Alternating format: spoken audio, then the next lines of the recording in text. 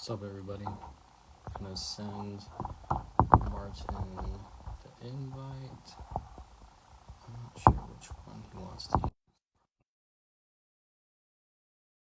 I'll invite both, just in case.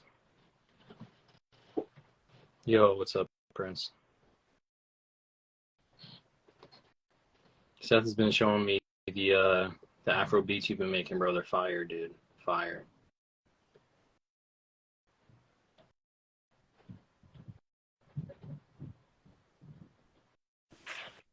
Yo, yes, Hey, sir. what's up, man? What's going on, bro? Yo, how long's it been? I think the last time I saw you was at Club Metro. Dude, that's what I was about to say. I don't think there was Club Metro legit like at least 10 years ago. Yeah, right? for real. I went to school, that was 7 years, and I've been out for 3 years now. So at least, at least 10 years. Been a while. How you been though? You been good? Yeah, man. Living the life. I'm up in Weehawken right now, so I don't live down in Somerset anymore. You still around there? Nice. Yeah, still Nice. Central Jersey area. It's funny because it's like everybody I know says that they want to leave Jersey, and I'm just like, why? Like New York's right there, Philly's right there, but it's like far enough away where it's like you can do whatever you want to do, but not have to deal with all like the traffic and like the city life and all Dude, that that's other stuff. what I'm saying. I feel like growing up in Jersey, I went to live in New York for while I was in school. Yeah. And it was cool, but I don't know if it's just because I grew up in Jersey, but I just prefer like driving places, having access to like everything. Yeah. Because I drive everywhere. I drive in the city too. I just want to kill myself Yeah. all the time. Same, bro. And I'm like not aggressive enough to drive in New York like that. You know what I mean? It's like, oh yeah, you can go, and then 12 people pass by. It's like, whoa, what happened to like taking turns? Like, I know, what's dude. going on here? It's like you can't put New Jersey drivers in New York, Yeah. and can't put New York drivers in New Jersey. It just doesn't work. Exactly. And I used to, while I was in college, I was in like a cover band, and we had like what's it called, a residency in Manhattan. So I went there once a week, dude, and it sucked the life out of me. Well, commuting from Central Jersey up there, were you taking like like transit, or were you driving? No, we were driving. Oh, yeah. So it was like at least an hour there. Then you have to find parking, an hour back, blah, blah, blah. But welcome in, everybody. If you guys have any questions, feel free to ask. Just type away. my friends are just saying, hey. I've never done this before, so this is kind of cool. So Jill and Joe, what's up? Yeah, I like doing these. It's like a good way to like network and branch out, but also just to have like my people see you, your people see me, or vice versa. Yeah. So pretty dope. But it seems like we got a couple people in here, so I guess we can go ahead and get started. I also don't want to take up too much of your time. Nah, dude, take up all of it. Take up all of it. I don't talk to people on Wednesdays and Fridays, so this is nice. Well, cool. All right, so my first question is, what got you into the fitness industry, and like how long have you been lifting and like working out and training? Fitness industry. I mean, I grew up playing tennis, so I feel like that kind of kept me active my whole life, and I was a pretty competitive tennis player until college. Had a couple injuries like throughout, so I think that's kind of how I got into physical therapy. I got to experience it. Just kind of like the magic of like how intricate the body is, and how if you kind of delve into that, it's just like a never-ending hole. So I felt like it was a profession where there was a lot of growth opportunity, or you can just keep on learning and learning and learning. Yeah. So I didn't know I wanted to do physical therapy for a while, but I started as medical engineering at Rutgers, and then I switched over because I had another injury in college. I like hurt my back really bad deadlifting, and that's kind of when I realized that there's so much like lack of guidance when it comes to exercise, and like and even in physical therapy, that's just needed, and there's that gap we need to fill. So that's kind of why I switched the path.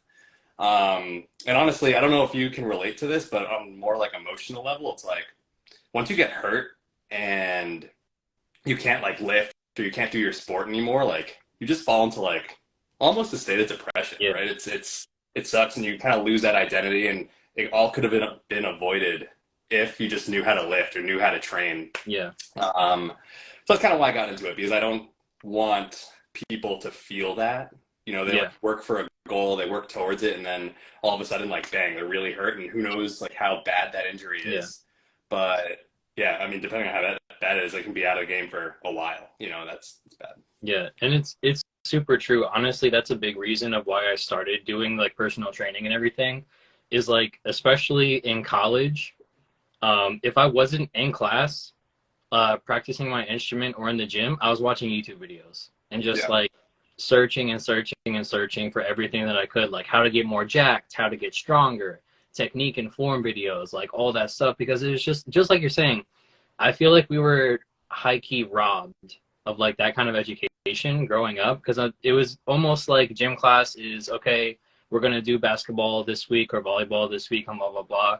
But they never really quite taught you in depth how to take care of yourself or how to have good form with stuff.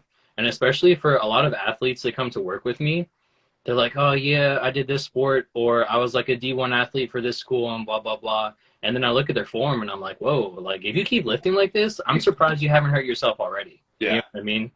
Yeah. So I have like huge respect for all the PT people, because they're able to kind of like, at least for the most part, like keep that dream alive for a lot of people. Yeah. For sure. But yeah, I definitely feel like exactly what you're saying. Like it should be ingrained earlier on, because then it would be prevented altogether, or at least to the best of your ability. Yeah. It might put me out of my profession if people learn too much too early, but LOL. But it's crazy, like the amount of people that come in to see me and they're kind of like, yeah, what's this, like my femur? And I'm like, dude, like you should know that. Like, and it's like not even people's fault. And like I try to be like, oh, it's kind of weird you don't know that, but it's really not anyone's fault. Like they don't teach us finance in school either. It's like they don't teach us finance. They don't teach us about our bodies. It's wild. Dude, my senior year, the finance class, literally we sat around and did nothing because the teacher was too scared to get control of the classroom. So it was only like she would yell at the people that she knew that she could control, and then that was it. I didn't learn anything about finance. So it's just like, we see how well the school system works, but that's a whole separate tangent. So you kind of touched on it a little bit, but what made you decide to take the path of physical therapy? Can you give more like background on that?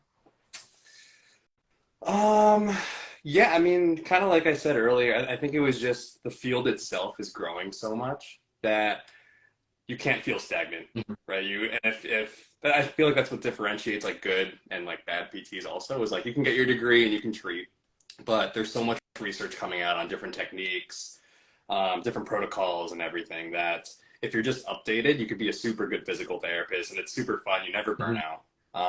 So I felt like the profession itself was really fun. You're people facing, you know, I like to talk to people. But also, like, you know me, like as an athlete and also like in the gym, I care a lot about human performance. So I feel like physical therapy is just one part of that, right? It's like personal training and physical therapy kind of go like hand in hand. Yeah. So it was almost giving me like more knowledge on a subject that I cared about totally, right? So the whole human performance side is really cool, but like what can you do if somebody is working with whatever injury they have? Like you don't just stop doing everything, right? You can still work through things. It kind of gives you a lot more insight into that part of human performance. So I feel like it's a big degree and a lot of like years of schooling, but I honestly feel like it's good to just hit the whole spectrum of care. Yeah. To like care for people if like they're generally unfit or they just want to learn how to work out, and then having a little bit more knowledge on the rehab process if they do get hurt, or if they have like individual anatomical differences, you know. So it kind of makes you like an all-in-one kind of specialist. Yeah, and I love that reasoning. So at one point I worked and I did personal training over in Hopewell.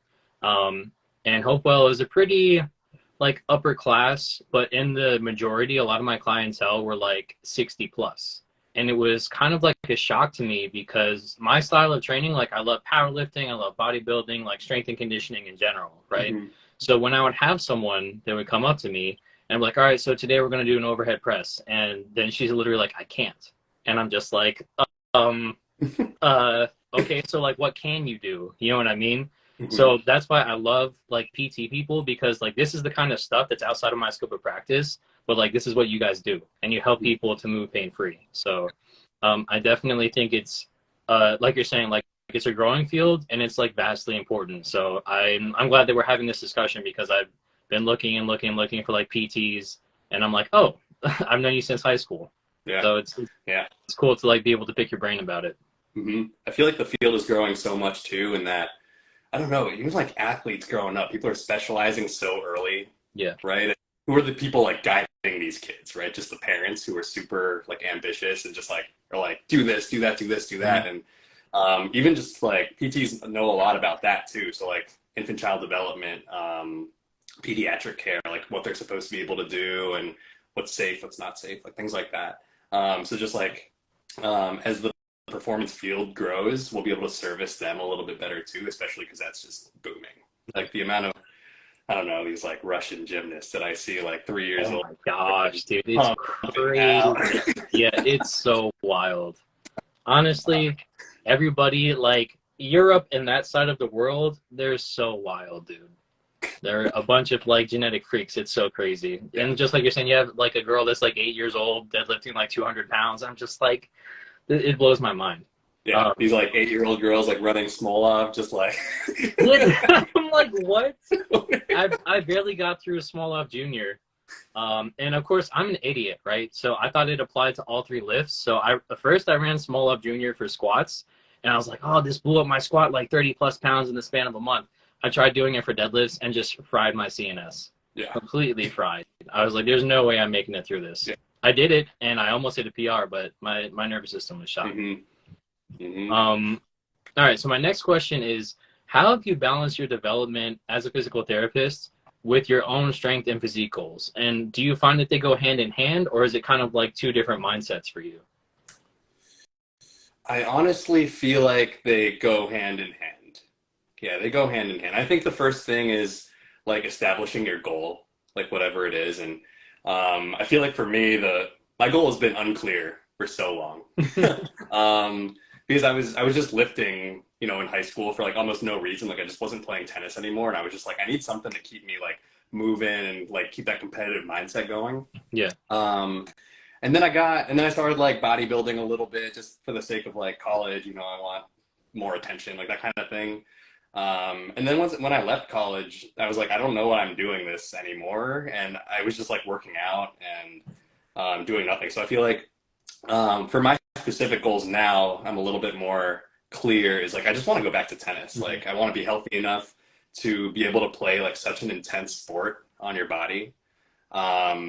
And as we age, we definitely, we might lose some range of motion, we might lose some strength, and we have to be a little bit more on top of our mobility work and things like that. So I feel like just with that physical therapist background, you get to appreciate so much more about like what the body is capable of, movement dysfunctions, what's going on, how to work around those things. Because I remember even 5 years ago, I could go in the gym, not warm up, not do any mobility work, and just like slam out a workout and feel great afterwards. Yeah. But if I try to do that now, I can't, and I need to build up to it, build that mobility. If something doesn't feel right, I can adjust accordingly, which is a huge help, because I feel like a lot of people either would push through that and get hurt, or just stop overall. Yeah. Stop overall and they don't get any of their goals. So yeah, I think establishing that goal is kind of the first thing, and then all the background knowledge, all that physical therapy knowledge and whatnot just kind of like helps whatever you want to achieve. Definitely. And I think that's something that's very overlooked. There's lots of back and forth about like different kinds of warm-ups when it comes to weightlifting and stuff like that.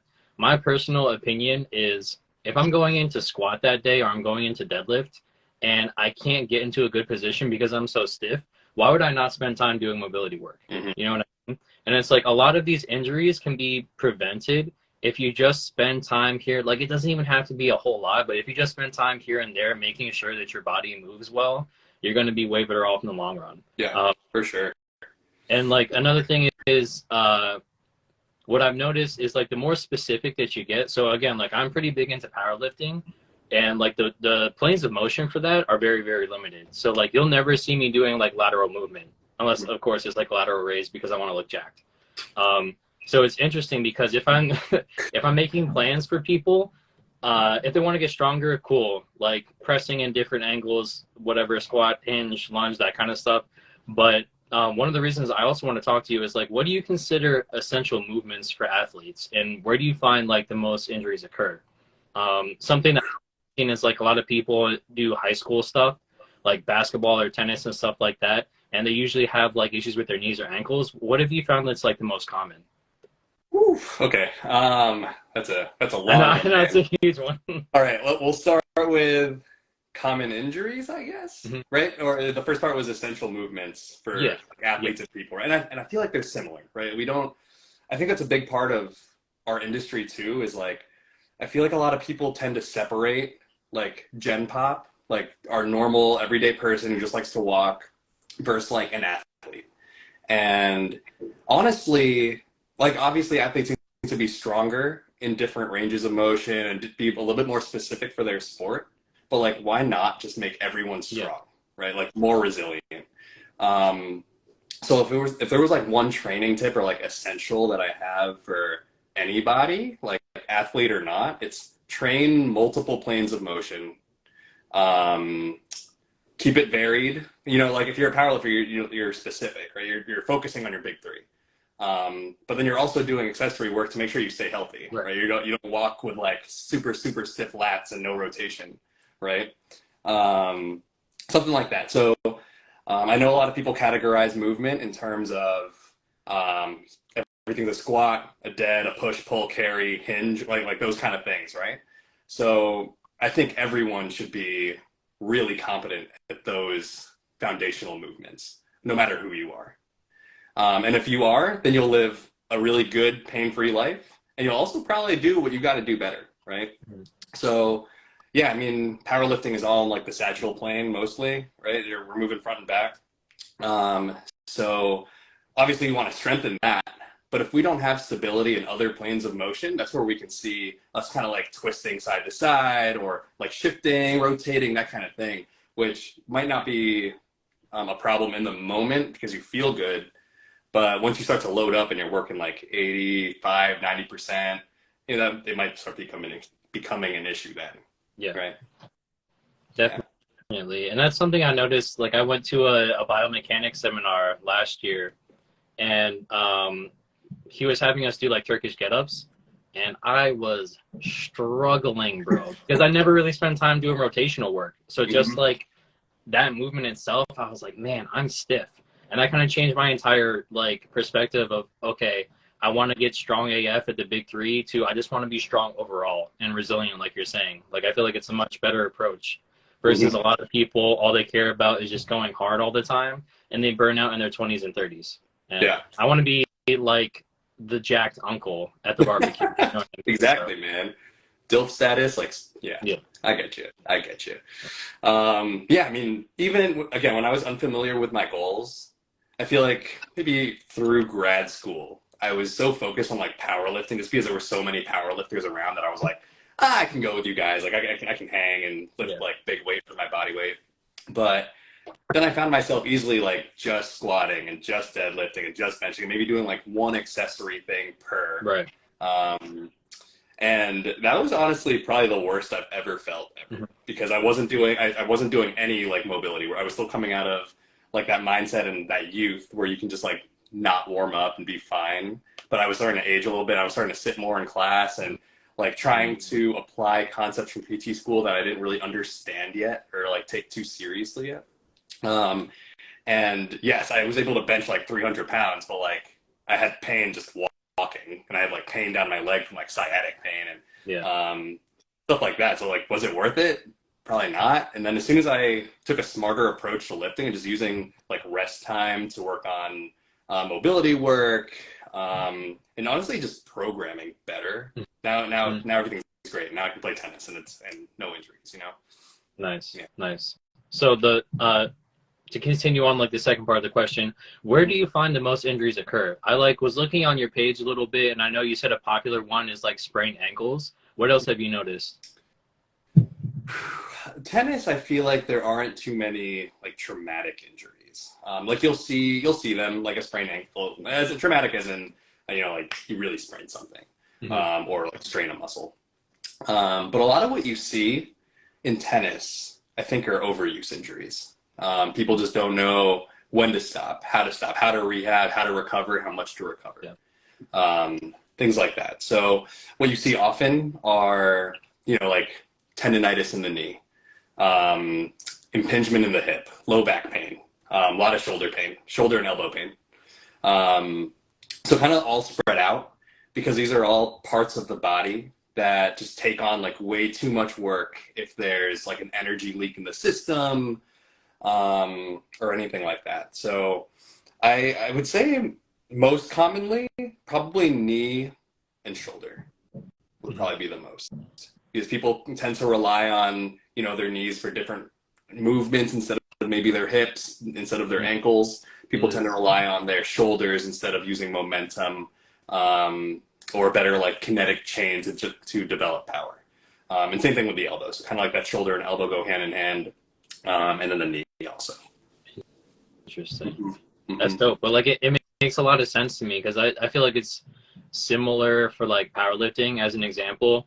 I still struggle with it from time to time, but especially when I was like deep into a mock meet prep, my elbows were killing me. Right. Mm-hmm. And I found out it's like, oh, well, if I'm squatting low bar, that there's direct pressure on my elbows the entire time because I don't have the shoulder mobility to open up there. Right. Mm-hmm. Or between like benching, my bench is pretty strong. So I was like consistently pressing in the 300s. Mm-hmm. And it's like, depending whatever on how slowly you develop the strength, your joints can only take so much. Just like the tendons and ligaments aren't going to develop as fast as the muscles. Right. So like I wish I would have like known this stuff and just like you're saying, like program smarter so I wouldn't have to lift with pain.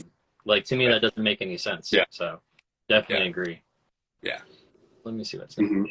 So what's your approach to help someone get back to doing what they love? Like I know that that's a very vague general question, and like the cop out is like it depends because it depends on what the person is going through.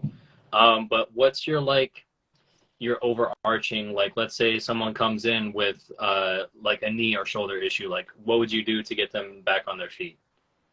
I actually love that question a lot because I feel like that's kind of where I deviate from other physical therapists, or I feel like there's a divide in the physical therapy realm. And what you'll find is like a lot of people do a lot of things, but it's the methodology behind what they're doing and why they're doing it, which kind of separates it. So like we were kind of touching on earlier, a lot of people will injure themselves. Like let's take our shoulder, for example, they'll hurt themselves on the bench press. They'll kind of be like, my shoulder's hurt. I can't do anything, right? I can't do anything. I went to the doctor. They told me I can't do anything. I'm going to listen to them. And then they just stop lifting. And, their body is used to so much stimulus at that point that like they start to like decline a lot, right? And I'm sure you can speak to that too. Just like 4 to 6 weeks of not hitting a bench after you've been benching like consistently will like rock you. Mm-hmm. It will humble you very, very fast.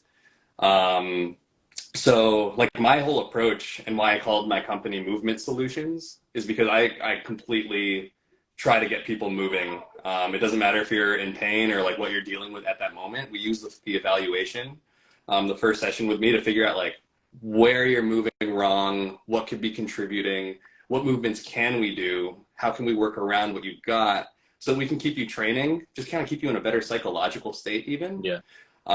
Keep you training, keep making progress while you rehab, right? I know a lot of people say like rehab is training through pain or training around pain. So you can still make your gains and work on things that you should be working on when you're injured, right? So, so for example, if someone came into me with shoulder pain or knee pain, I think you said, with knee pain, and they're like, I have pain like 8 out of 10 when I hit squats, right? And there are a lot of questions you want to delve down into, whether like, is it only heavy squats? Is it like every squat you do? Is it like a recovery thing? Like, is it get better as you do more? Does it get worse when you do more? You try to palpate it. Like, is it superficial? Is it deep? So you go through all those things. But the last thing you want to do is, okay, like I know it hurts with squat, but like, let's not squat anymore. Like, so my whole thing is, if it's a tendonitis, how can we work around that, rehab that tendonitis while still developing your hip extension strength, rotational strength, and improving mobility at the same time? Like, Why did that even happen in the first place? And kind of delving down into that, right? So you don't just treat the injury that's in front of you, like knee, let's treat that knee. You kind of see like, oh, maybe their ankle mobility is messed up, or maybe their hip mobility is messed up. It's contributing to like overusage of that knee. Maybe they just don't know how to move, right? No one taught them how to squat. They were under the impression that like your knees like should never go over your toes ever in your life. And it's developed like a weakness in certain ranges of motion. So there's so many different factors there, but I think the main thing is see what they can do, get them moving. Yeah, I honestly, I love that philosophy because again, like it's so, just like you said, it's so demoralizing to be at like a certain level and then just have to take a whole step back. Mm-hmm. And it's definitely happened to me a couple of times. I remember this was like post the latter end of like the pandemic, and I've been like lifting in my garage, blah blah blah. I hurt myself deadlifting to the point where I like couldn't get out of bed for a couple of days. And then when I was finally able to move again, I'm like, okay, like let me see how these squats feel. And the like, dude, putting like a plate on the bar felt like I had like a truck on my back, and I'm like, this sucks. Yeah, you know what I mean? Mm-hmm. But like, if I just kind of gave up altogether, like it wouldn't help at all either. So like, I love that you're like, okay, like let's figure out what the issue is. Let's help you figure out how to keep on doing what you want to do while making this better altogether. Like, I think that's really cool. What did you do? What were you doing at that time? You're saying like how I hurt myself, or like how did you rehab, or did you see somebody, or did you like just decrease the weight? I was gonna say I kind of went through it myself. It was more so just like spending time doing mobility work until I felt good enough to move again, and just being like careful RPE wise, like not to go too hard. And then it kind of just went away after that. But it was definitely scary because I'd never, like, not being able to get out of bed is kind of like terrifying. I was like, bro, I went from deadlifting 400 pounds for reps to, wow, it hurts if I have to go like use the bathroom. Yeah. So that's actually what happened to me in college. Like, so I never, despite me seeing you in Metro for a while, I was never really deadlifting back then. Like, I wasn't really deadlifting in high school. Mm-hmm. And then I started deadlifting in college, and I didn't have any guidance. What's up, Ryan? I didn't have any guidance or anything. And being an athlete, I think I was naturally strong already. So the first time I deadlifted, it was like a plate and then 2 plates. And then like the third time I deadlifted, I was like, oh, let's do like 3.5 plates. And I pulled it, and like I remember hearing my back like snap like 4 times, and then I was like, oh shit, and I like, stupid me, finished the rep. Same. Dude. Yeah, I did the same thing. I finished the rep. I'm like, I gotta finish the set, bro. There's 3 more reps. There was like 2 girls in the gym. I was like, all right, they're watching me. Like I'm gonna pull this thing up. So I put it down, and I just knew something was wrong. I just like got on the ground. I got one of the trainers to just like, I don't even know. I just expected them to be like massage therapists or something. I was like, dude, can you like help me? Like, I don't know what to do. I went to the emergency room that night. And luckily it wasn't anything bad. It was just like disc herniations and whatnot. We worked through it, and I was still young. So like rehab, fairly well. But yeah, I couldn't walk, and I was on heavy pain meds for like 3 or 4 days. And that was horrifying. Yeah. And that's what people shouldn't have to go through. But I feel like without our professions, that's what people would go through. Yeah, right? For sure. And again, like just to touch on what you said before, a lot of people, yes, there are people that have a lot of issues, but what I've noticed is in general, a lot of people don't necessarily have bad knees. Just like you said, they just don't know how to squat. Mm-hmm. Or they don't necessarily have a bad back. They just don't know how to hinge properly or how to deadlift. Mm-hmm. So it's like, I feel like personal trainers, their job is to teach you how to move, and that's kind of like a level 1 scenario to help you be healthy overall. But once you get into like the deeper stuff, that's where it's the physical therapist's job to take over and be like, okay, this is the pain that you're feeling, this is why you're feeling it that way, let's fix it, blah blah blah. Mm-hmm. Mm-hmm. Let me see what's next. So how have you used the tools that you've learned in your own journey? You kind of talked about you got a couple injuries, you worked through those. How have you used all the stuff that you learned to keep yourself healthy going forward? Ooh, that's a good question too. So I think it comes down to biomechanics. I think that's a huge one, and just like knowing how much range of motion you might need for something. what motions happen naturally at a joint when you go into a hinge, right? So, for example, at the hip, you have flexion, extension, internal, external rotation, right? And when we go into a hinge and when we posteriorly shift that hip back, naturally at that, and in the hip, like, yes, it's moving posteriorly, but we're also getting internal rotation of the femur, right? And so many people don't know that, or they wouldn't appreciate that. So when they have back pain, they're like, I saw this video, it said point my toes straight, like at X amount apart, and they have back pain now. When like the solution was just get evaluated, know how much like range of motion you have. And if your goal is to deadlift with straight foot toes, like you got to work on that. You got to work on that mobility to get back. And you'd be so surprised. Like I think textbook, maybe you can correct me on this, like internal rotation is like 30 to 40 degrees naturally.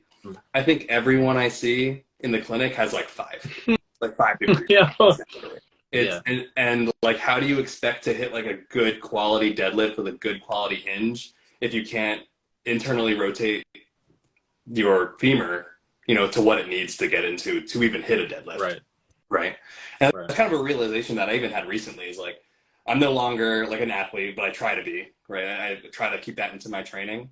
And I remember like the days when I was deadlifting like 300-400 pounds, like no problem, like off the ground. But now I'm different. I have different mobility in my hips. I have different strengths that I've developed over time. And I used to just pull the bar and be like, oh, this is how I used to do it. I'm right. I know my form is right.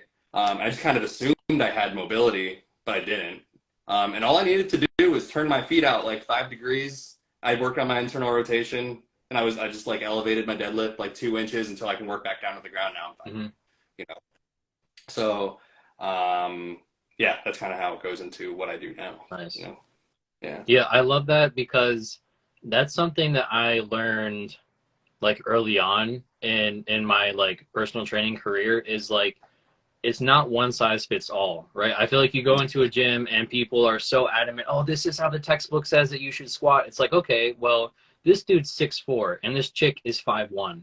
They're not going to squat the same way. He's all femurs, no torso. Her torso is mad long. They're not going to bench the same way. They're not going to squat the same way. So it's like a lot of this stuff, people just need to learn their bodies. Learn like how they're built and what works for them. And a lot of this stuff would be avoided. That's something like, I'm trying to think of an example. Even like this one dude I know, he has like his CSCS. He was saying the same thing. Like at the end of the day, like if this person's built this way and this person's built that way, you can't teach them the same way. Otherwise, one person's going to snap themselves up. Other person's going to do like really, really good. Exactly. So, yeah, I definitely agree. Like using what you know and figuring out your own body type is definitely essential. Yeah. And it kind of goes back into what we were talking about earlier, like the essential movement patterns, right? Like, so hinge, squat, push, pull, carry, those type of things. And everyone's going to do that slightly differently. And if we want to improve people's movement options and just like improve their own mobility, give them more options to move, then we have to appreciate what they have. And if their goal is to squat a certain way, then we have to take what they got, work on it, right? And it's not just at the end of that person's programming, it's not just 72.5% like this week, and then like they use this much one rep max this week, this much recovery time in between. It becomes like you need to have a different goal of improving your range of motion, flexibility, and movement options in general, and then you can achieve your goals. Yeah, exactly. And that's something like I always do whenever I have someone that's interested in training with me. I always do a free consultation and assessment first, because if I don't see how you move, how am I going to give you a proper program? Like if I can't see what you need, you know what I mean? I see a lot of people just do cookie. Oh, well, everybody's the same, or they just need to do these movements and blah, blah, blah. It's like, well, if they can in the first place, then you need to step back a little bit. Yeah. Let me see what's next. Oh, what are some of your gym or fitness industry pet peeves? Ooh, pet peeves. I'll say like the fitness industry one, and this kind of goes hand in hand, is there's so much like attention grabbing stuff on Instagram that's like, this is the best thing to do, or like this is the right way to do it. And I understand these people have good intentions, that they can actually like teach people like something at the end of the day, but I feel like it's so misleading. And and then there's so many, what do they call them, like, I don't even know, keyboard warriors or whatever. And they start, they'll argue stuff, and then people, like, social media is great, but it's also like a whole, and like, depending on what you like and what you follow, like, you're just gonna learn different things and get misled, right? So I feel like in the fitness industry, that's kind of a pet peeve, is just like going around and just seeing different posts. It's like, this is the best. And like, maybe if they just like reworded it, like, these are some options you might have if you have shoulder pain. Like, these are some trial workouts that might help you. But it's not like, if you have shoulder pain, do this, it'll go away. Because that's just like, that's so bad to say. Because we live in a world of gray. Like, physical therapy, performance training, it's all gray, right? We can't say anything for sure. We have to evaluate, and we have to take it one step at a time. We can't like make assumptions. So I feel like that is a pet peeve of mine. Yeah. I definitely agree. I see so many videos on there, and sometimes the people just simply don't know, and they're regurgitating stuff that they've seen in other videos. But it's like, there's so much, like you're saying, either misleading or the information is just not correct, and it drives me crazy. And again, like, the cop out, but the tried and true answer is, it depends, because you have to assess everything, just like you're saying. Yeah, that's kind of how you know you're working with somebody good. Yeah. Is like, if they say, "Oh, I'll get you better," it's like, yeah. That's kind of like a red flag in the PT world. Is like, if you go to see a PT and they're like, "Yeah, I'll get you better in 4 weeks. See me 3 times a week, we'll get you better in 4 weeks." It's like, you can never predict that. You can never know. You never know how that person's going to respond to training, what they're used to, what they're conditioned for. So that's like a red flag. Like, every time I see somebody, I'm like, this is what I expect and this is what I want, but I can't guarantee everything. We take it one step at a time. We do check-ins to make sure everything's going according to plan, but I'll never guarantee, like, I'll get you out of pain, because that's not right. Yeah, for sure. And I've had people come to me, like, similarly, where they have like certain strength or physique goals, and I get really excited, and it's like, yes, I can definitely help you. But then as soon as I see them squat, and I'm like, oh, wait, never mind. Your squat form is complete garbage right now. We got to spend some time fixing that, and then we can get you like where you want to go. Again, like lifting pain-free should be the goal, no matter if you're PT or a personal trainer. Yes, agreed. Let me see. So my last question for you is, how have you been able to successfully start up your own physical therapy business? And is there anything you would have done differently? So you caught me at like the super fresh time. So I wouldn't even say that I'm super successful right now, but I believe in my skills and what I have to offer to people. I've been working in the field for 4 years now. And most people who come into me are referred to me from family, which I think is a really huge compliment. Kind of like putting, like your mom in someone else's hands. Yeah. So it's, family that gets referred to me, or doctors who are referring to me. So I truly believe I have the skills to, get somebody better with what I have to offer. But I started my company 2 or 3 months ago, maybe 3 months ago at this point. And it's super fresh. Still trying to build up a client base. And it's hard too for me specifically, because my whole network is in New York, and it's in Long Island City. It's where like everybody knows me and whatnot. And now I find myself trying to move back into the burbs, and I know nobody out here. So I've been approaching gyms, because my whole model is, we were talking about earlier, if you have pain with squats, we're squatting, right? Yeah. And I'm not sure if you've ever been to a PT office, but most of them don't have that equipment. Like they have a couple resistance bands, mini bands, like loop handle bands, stuff like that. Not too much space to move, like weights that maybe go to 10 pounds. And that's typically what you get. But with my philosophy, I need load, right? I need weights going up to probably 2-3 plates, if that's what they want to achieve. I need space for them to run around. So I've been reaching out to different CrossFit gyms in my area, because they're super well equipped with all the equipment that I need, and they kind of don't operate during normal business hours, or they don't use the gym from like 11 to 4 or something. So kind of, it's like a win-win situation where I can give them some service, use the gym space, rent the space from them. They already have the equipment. I don't have to put that down. They have a PT that they can advertise for their own sake. Like we have a PT, other gyms don't. You should come here, get a free consult, you know, that kind of thing. So I actually just made a relationship with a really cool guy. His name's Andrew from Kratos Elite, CrossFit Kratos Elite in Lyndhurst, New Jersey. So I'll be treating out of there. So I'll be advertising a lot more and putting out some videos from there. But I'm still really new. So I wouldn't say I'm super successful yet, but again, I believe in the skills that it takes to get there, and I'll get there one day. For sure. And honestly, dude, like, even starting up a business in this climate is very, very impressive. Like, all the inflation, all the markets, because again, like, I've been in business, this is going to be my 3rd year, and I was looking into getting like a facility and blah, blah, blah. And it was just like, oh yeah, so if you want a commercial spot, the down payment's going to be 30%. And like, let's say the spot itself is like 100 grand. I'm like, there's no way I'm about to drop 30K to start on the business if I don't have like everything, you know what I mean? Like all my ducks in a row. So I think you're doing great so far. I'm really excited that you're developing all these relationships with other gyms and everything. I for sure will refer people to you if I have anybody that needs a PT. But yeah, dude, this is like really cool. I'm glad we had this discussion, and it's like cool to see like all the stuff you've been doing. Yeah, I appreciate you too, man. I saw you started your own thing like 3 years ago, and I was like, damn, dude, that guy's living it.